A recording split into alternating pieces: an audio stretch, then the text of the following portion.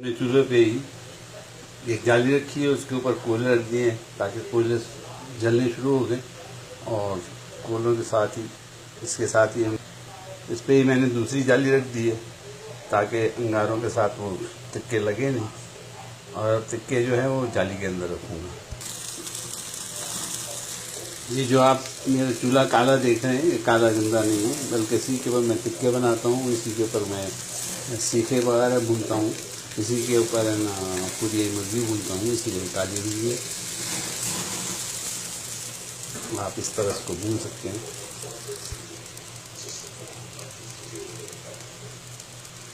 एक जाली रखी, उसके ऊपर कोयले रखे, उसके ऊपर दूसरी जाली रखी, उसके ऊपर तीसरी जाली के अंदर मैंने टिक्के रखे हैं। तो इस तरह ये आग कोयलों की डायरेक्ट आग के टिक्कों पे लग रही है।